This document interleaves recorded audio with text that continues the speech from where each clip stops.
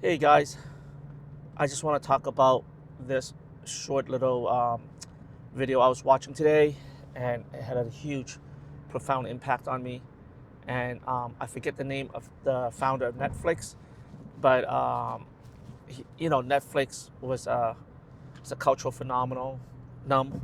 I remember being a Netflix subscriber before Netflix was uh, media company online, and I would use their service. I think I paid $7.99, and then I upgraded to $9.99 a month for 3 DVDs. And what you do is you swap the DVDs back and forth.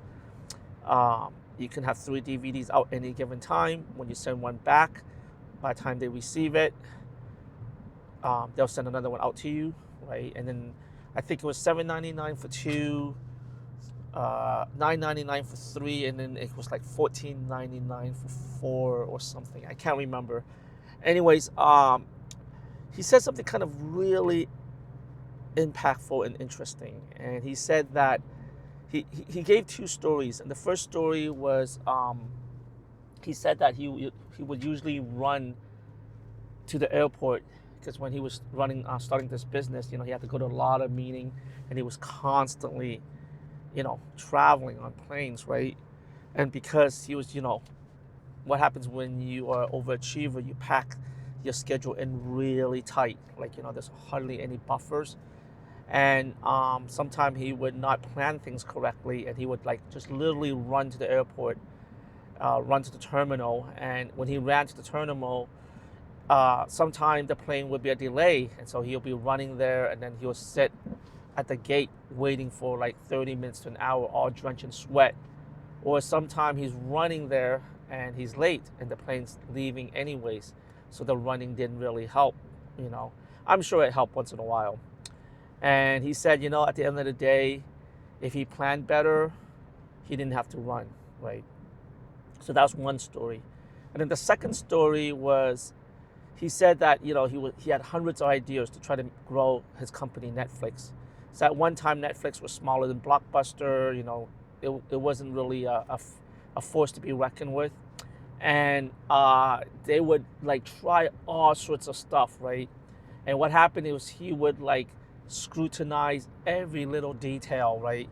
He would spend like 5 weeks to 8 weeks trying to get the copies right, the description right, the pictures right, hire professional photographers, videographers, whatever, just to create the marketing campaign, you know what I mean? Or when they revamp the website, they would do all these testings and stuff, right? And almost everything they did fell flat on their face. And what happened was when I was in film school and design school and stuff, there's a concept called built to flip, and your goal is it's called rapid prototyping also, is to prototype as quick as you can, then learn from your mistake and reiterate and make improve on it, right? And so what happened was it originally took him 6 weeks to update the website, and then they did it down to like they do A/B testing, and then they went from 6 to 5 to 4 to 3 to eventually they would do like they would push new features, try out new marketing campaigns, etc. to maybe 4 or 5 times a day. They would just constantly innovate and try. And what he realized was that if the idea or the conception or the concept sucks, it didn't matter if he spent 6 to 8 weeks making sure that all the details are correct. And if the idea or conception is great, not everything had to be perfect, and it would just fly off the shelf, right? And he said, he learned a lot from this. Like sometimes he would agonize and make sure that when he tried to get a contract and stuff, everything was done perfectly, right? And then he still didn't get the contract. And then other times, it wasn't perfect and he got the contract. And that really resonate with me because I'm a really overachiever. If I go for a job interview, whatever, I would literally spend a week studying the companies, looking at their website, brand strategy, everything. And I would literally be consumed by it, right? And I still didn't get the job because what happened is it might be a 30 minutes or 45-minute interview, and the people who interviewed me didn't have that knowledge or expertise. So all my all my hard work went to waste, like complete waste. Sometimes they didn't even know what the hell I was showing, like just no clue, and they couldn't tell me they didn't know what they're doing, because a lot of these people have a lot of very big egos, and on top of that, they can't tell, like they can't tell what's good and what's bad, right? And so, but at the end of the day, effort do pay off. Like I put a lot of effort in my current job, and that's how I got this job. I did a brand strategy analysis, YouTube analysis. I broke down their website. I um, I told them all the things I can do, told them all the things they can improve on, and I think I got this job. But I think also it was just the right timing, because the marketing director was bugging the CEO that they needed someone like me, to do social media, web design, graphic design, just really push the image, push the marketing up to the next level, right? And so at the end of the day, I think it's all about timing, all about finding that market fit. A market fit is a term that I think a lot of entrepreneurs use, and a lot of times you may have a great product or service, but the price is too high, it's not in the right place, not the right market. It came too early, came too late, etc. So it's market fit. So a lot of times luck, but I think it also comes to relationship too. Like, what happens? You may try, like with the girl, with the guy, whatever, right? With the boss, and it's just not the right fit. And then other times you don't even have to try, and it's just perfect. Like this current job I have, I think, as far as I know, I only finished my first month, but it seems like my boss really likes what I do, everything I'm doing. There's not a lot of like watching over my shoulder, and then whatever I present, he loves it. He gives a few pointers and correction, because I'm not familiar with all the nuance of this company yet. You know what I mean? And what happened is he's not like overly critical about everything I do. He's trying to like educate me on the business, and then I'm also on my end, I'm educating him in my design process, so that it's a symbiotic process, so that he knows that it might take me the first design process, the first half might take longer than the second half, but that's when the second half it ramps up really fast. You know what I mean? The speed is non-linear. It ramps up. You know what I mean? So I'm a slow starter, but when it comes together, it looks amazing, and everything comes together fast, right? And so, I thought about like just even pursuing relationship and stuff. Sometimes you try so hard with someone, and you fall flat on your face because that person wasn't ready for you, or that you weren't ready for that person, or for whatever reason, it was never meant to be. And you can be the nicest guy in the world. You can give flowers, whatever, it just doesn't work. Same with me training fighters and stuff. I put in a lot of effort, and it just, it doesn't pan out.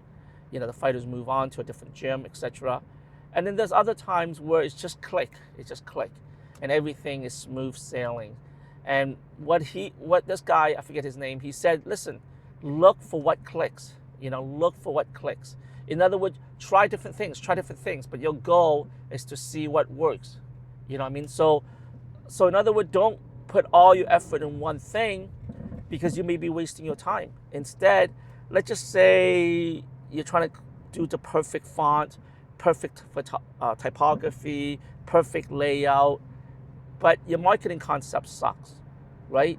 Having the perfect font and perfect whatever is not going to make any difference, right? So you got to look at the big picture. You got to see, and so I'm forced to sit back and say, when it comes to relationship, what is the big picture? Like what's important to that person? Is it attraction? Is it stability? Is it money? Is it knowing that I'm there for them, etc. You know what I mean? And what happened is these are key pointers, just like being a coach. The fighter looks at you and say, can he get me to the UFC? Does he know Brazilian Jiu-Jitsu? You know what I mean? And sometimes you may be the best coach in the world, but in their mind, they think you suck, because they don't understand that what you offer is what they need, and they think they need something else. So you can try to convince them to blue in the face, and they won't appreciate it. And so that's what it is. It's really trying to find what clicks, and really spreading your art out there, like just really going for it and finding what clicks, and versus being so consumed with the minutia of details, and then not hedging your bet on lots of possibilities. So Very enlightening. I'm gonna step back a little bit, not like go as hard sometimes. I'm just gonna sit back and see where things go and see, because I'm tired, I'm burnt out, and I'm one of those overachiever that tries a lot and puts in hundreds of like so much effort into things, and it burns me out. And I see other people who are so laid back and so happy. I was struggling for so long on the weekends. People are like bowling, having barbecues and stuff, and I'm like at my gym on my laptop designing or working on my business, and it's just so tiring. And yeah, so that's what it is. Let's just review.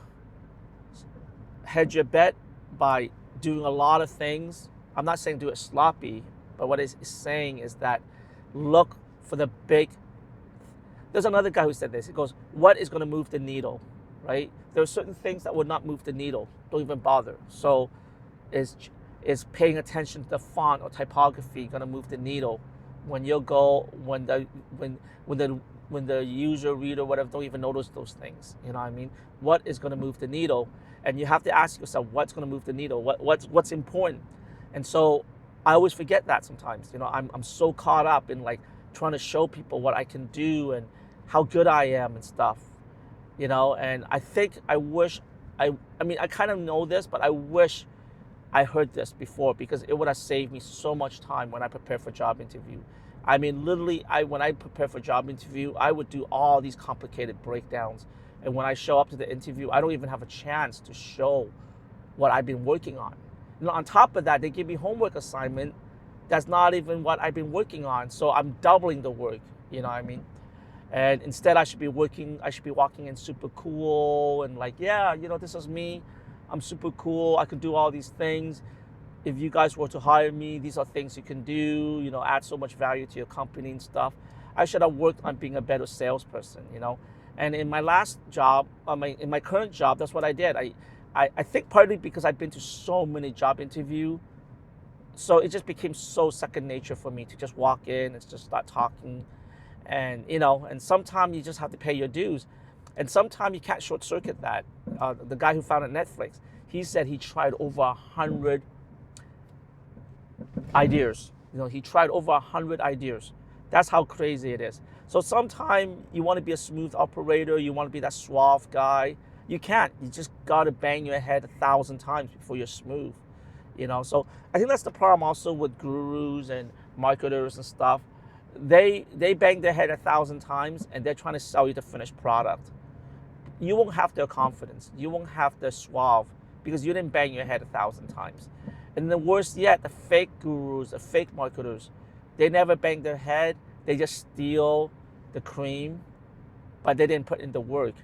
So they're constantly jumping from one latest, get rich scheme to the next. And if you fall for them, you're just gonna help them get rich, and you're like this very weak-minded person.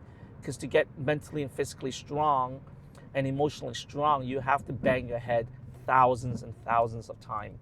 And every time you fall down, you get back up and you get stronger. And not just strong in the sense of like muscular strength, but just the will to like not give up, and you question your sanity, you question your being, you question life, and then you get back up and you do it again and again.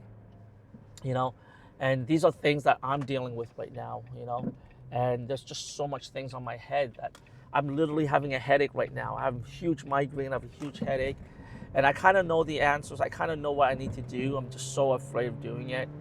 And yeah, anyways, that's what it is. That's the problem. When you start a business, when you embark on a new career journey, when you start a new relationship, there's so much uncertainty, And the uncertainty is what racks your brain. And some people are very risk adverse. They're unwilling to embark on the uncertainty, and other people are willing to do that, And if you are willing to do that, there may be huge reward at the end, at the opposite side of the rainbow, opposite side of the door.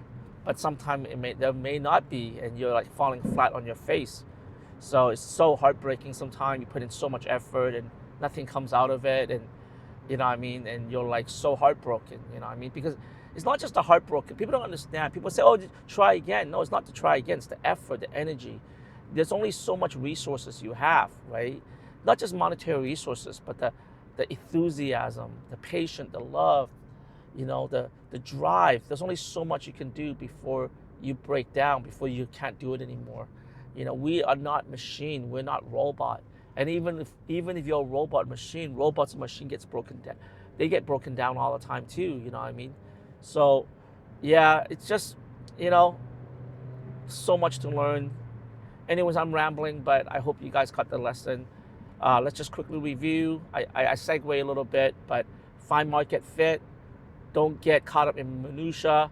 Try to reiterate as much as you can.